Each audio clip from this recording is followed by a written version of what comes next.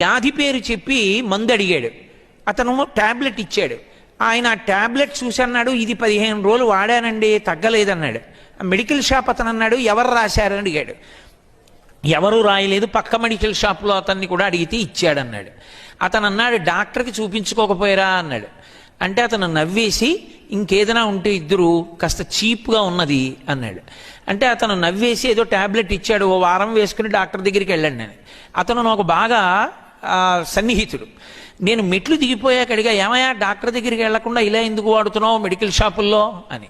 అతను అన్నాడు నాతో, డాక్టర్ గారి దగ్గరికి వెళితే 200 ఫీజు, బోల్డ్ అన్ని టెస్టులు, కోటేశ్వరారు కొడుకు తెల్లవారితే ఎంసెట్ రాశాడు, వాడికి ఇంజనీరింగ్ ఫీజు కట్టాలి, పుస్తకాలు కొనాలి, ఇన్ని చేయించుకుంటే ఎక్కడి నుంచి వస్తుందండి, అదే తగ్గిపోతుంది, పర్వాలేదు లేదు, అందుకే ట్యాబ్లెట్ మెడికల్ షాప్లో అడిగానన్నాడు. నాకు ఎంత బాధేసిందో. తల్లిదండ్రులు వైద్యం చేయించు